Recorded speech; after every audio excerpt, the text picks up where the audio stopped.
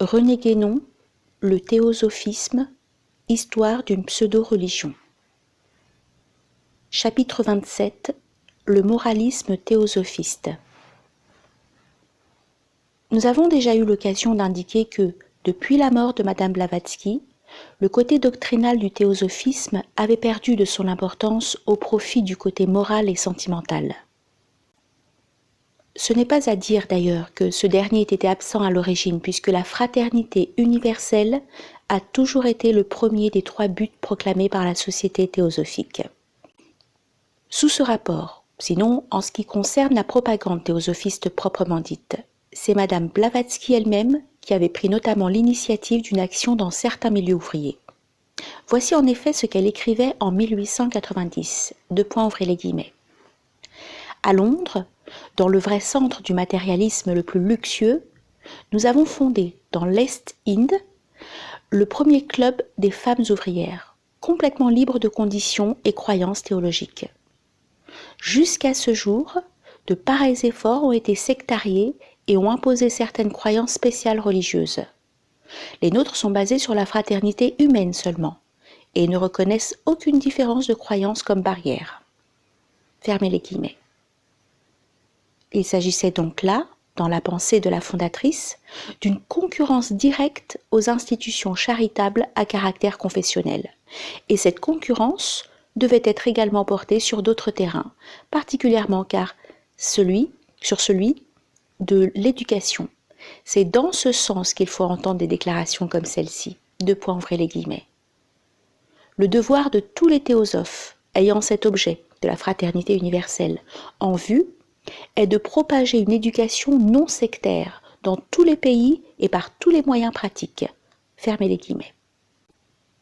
Mais de l'aveu même de nombreux théosophistes aujourd'hui dissidents, les œuvres d'éducation et autres de la société théosophique ont pris au contraire, avec Madame Besant, un caractère sectaire fort prononcé. Nous croyons d'ailleurs pour notre part que cette évolution fâcheuse était inévitable, car la société théosophique, qu'on le veuille ou non, est une secte comme une autre. Et elle l'a toujours été, bien que son allure pseudo-religieuse soit certainement allée en s'accentuant. C'est précisément pour donner à leur mouvement le caractère d'une religion, tout en assurant cependant que telle n'est point leur intention, que les chefs actuels du théosophisme insistent tant sur le moralisme, car ils croient, conformément à la conception protestante, que c'est là l'essentiel en toute religion. Ouvrez les guillemets. Toutes recommandent les mêmes vertus et condamnent les mêmes vices, dit M. Leadbeater. Et les membres de toutes les religions sont d'accord pour déclarer qu'un homme, pour mériter le nom d'homme de bien, doit être juste, bienveillant, généreux et véridique. Fermez les guillemets. C'est avec la même intention que les théosophistes développent surtout aujourd'hui des théories comme celle du karma et de la réincarnation, et qu'ils s'étendent complaisamment sur ce qu'elles ont de consolant. Du moins, ce sont eux qui les trouvent telles, tandis que d'autres peuvent les apprécier d'une façon tout opposée.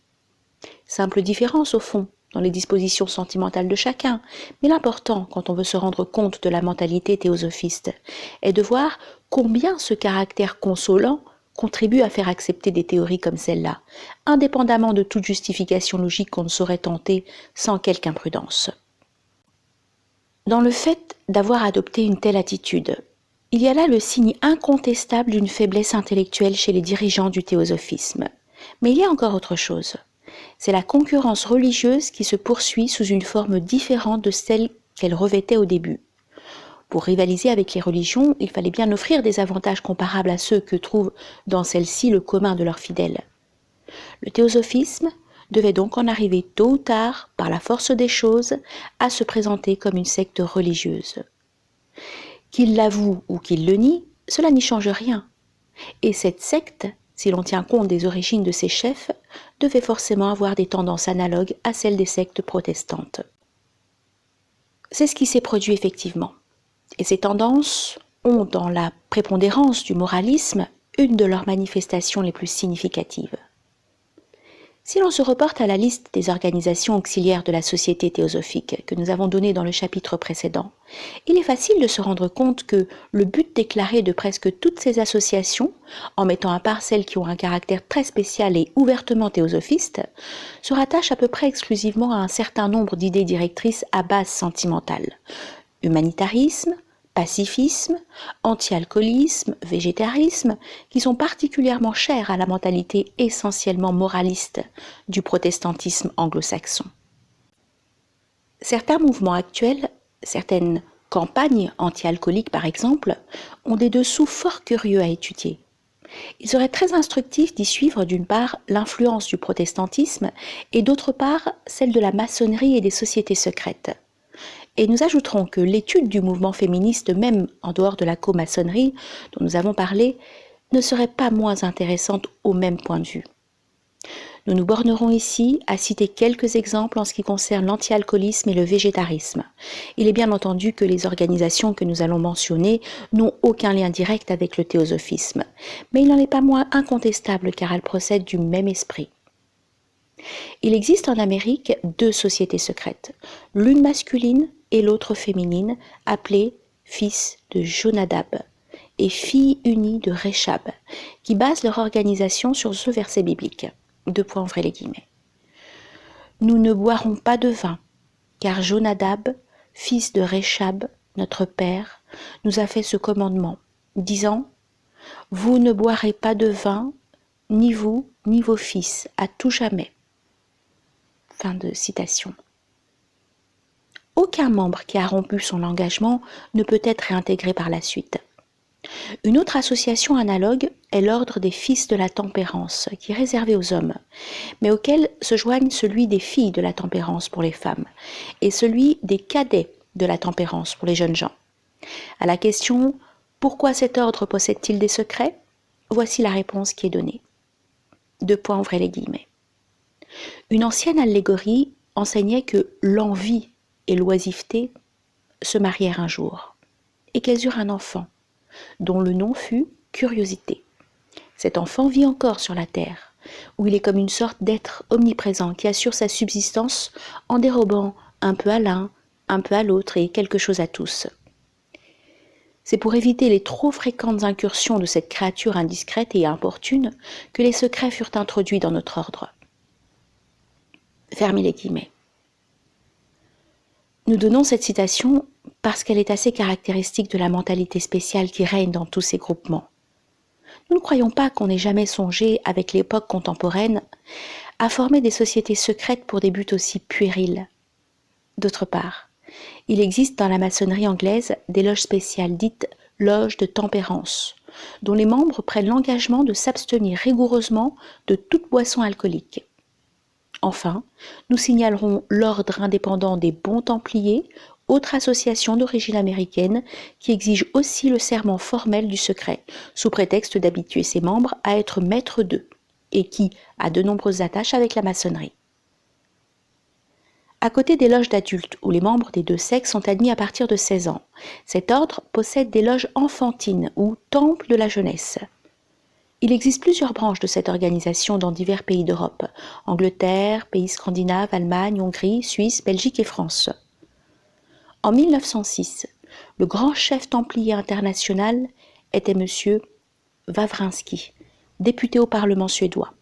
Le chef de la branche française est le docteur Legrain, médecin-chef de l'asile de Villévrard. L'anti-alcoolisme fait aussi partie des enseignements théosophistes. Ouvrez les guillemets. L'alcool, a écrit Madame Blavatsky, est un pire ennemi que la viande pour l'avancement spirituel et moral. Est un pire ennemi que la viande pour l'avancement spirituel et moral, car sous quelque forme que l'on s'en serve, la condition psychique de l'homme en éprouve une influence directe, marquée et très nuisible. Fin de citation. Quant au végétarisme, les raisons pour lesquelles les théosophistes le préconisent sont de différentes sortes. Tout d'abord, on met en avant là aussi la question de l'évolution spirituelle. Ouvrez les guillemets. L'homme qui se nourrit de la chair des animaux absorbe aussi quelques-unes des propriétés de l'animal dont cette chair provient. La science occulte enseigne et prouve à ses disciples, par une démonstration oculaire, que l'effet abrutissant et animal produit sur l'homme par cette nourriture a le plus de force lorsqu'il s'agit de la chair des grands animaux, moins par celle des oiseaux, moins encore par celle des poissons et des autres animaux à sang froid, mais que la nourriture qui a le moins d'influence de ce genre est celle qui provient des végétaux. Nous conseillons réellement à ceux qui veulent se vouer à une étude sérieuse de ne prendre que la nourriture qui sera la moins lourde pour leur cerveau et pour leur corps, et qui contribuera le moins à retarder et à entraver le développement de leur intuition, ainsi que de leur pouvoir et de leurs facultés intérieures. Fermez les guillemets. Comme le montrent ces derniers mots, c'est surtout en vue de certains entraînements psychiques que le végétarisme est tout spécialement recommandé, sinon même imposé aux membres de la section ésotérique. Mais si Madame Blavatsky l'avait réellement cru, aussi nécessaire à cet égard qu'elle le prétendait, il est probable qu'elle eût commencé par l'adopter pour son usage personnel, ce qu'elle ne fit jamais. On ne peut, il est vrai, adresser le même reproche à Madame Besan. Les raisons précédentes sont assurément très discutables, mais en tout cas, elles sont beaucoup moins ridicules que les considérations sentimentales qu'on y ajoute pour justifier le végétarisme d'une façon plus générale, et qui sont même celles sur lesquelles les théosophistes actuels paraissent insister le plus. Nous sommes les frères des animaux, disent-ils. On ne doit pas dévorer ses frères, même s'ils sont moins évolués que nous. On pourrait leur répondre que, de la façon dont ils comprennent l'évolution, nous sommes aussi les frères des végétaux, voire même des minéraux, de sorte que leur raisonnement, rigoureusement poursuivi et appliqué, nous condamnerait à mourir de faim purement et simplement. Ce n'en est pas moins pour ce motif, surtout que la plupart des théosophistes tiennent beaucoup au régime végétarien, auquel ils ajoutent toutefois d'ordinaire le lait et les œufs, qui sont pourtant bien des substances animales. Il est vrai qu'il y a dans le végétarisme plusieurs variétés et plusieurs degrés. Il ne s'agit pas dans notre pensée de condamner absolument le végétarisme en lui-même, mais ce qu'on peut dire raisonnablement, c'est que le régime alimentaire doit être uniquement affaire de climat, de race et de tempérament. Pappus a pu écrire très justement qu'il faut être ignorant comme un théosophiste pour imposer à des Anglais le même régime alimentaire qu'à des hindous. Et il raconte à ce propos le trait suivant, ouvrez les guillemets. À Londres, dans le quartier général d'une société mystique, la Société théosophique, nous avons vu 2 membres, la comtesse de W et de Madame Intel, mourant littéralement de faim pour éviter de manger des êtres vivants, tandis que les fondateurs, sous prétexte de maladie, engouffraient à table de grandes tranches de poisson, suivies de monumentaux plats de riz et de légumes divers. Les dames désiraient avoir des visions.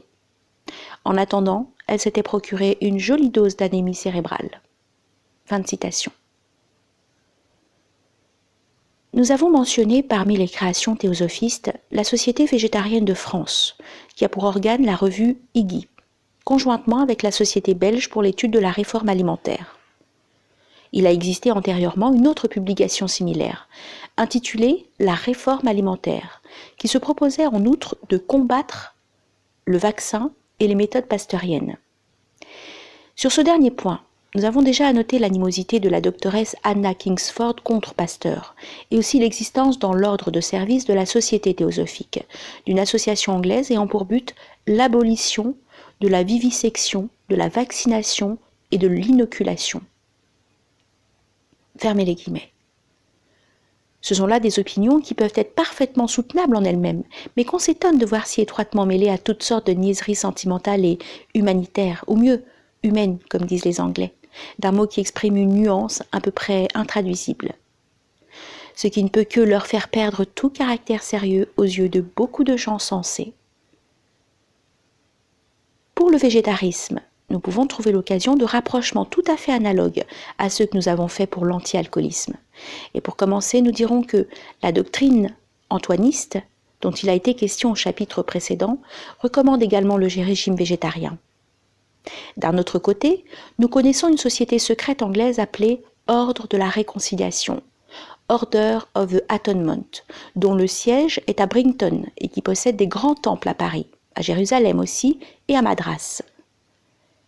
Cette organisation se définit comme un ordre strictement templier et végétarien, 2 choses entre lesquelles il est assurément difficile d'apercevoir la moindre relation logique.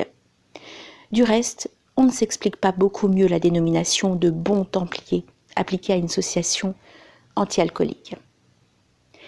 Cet ordre de la réconciliation prétend tirer son origine du temple de Loua dans la Cité Sainte, c'est-à-dire du temple édifié par Salomon à Jérusalem, exactement comme la maçonnerie.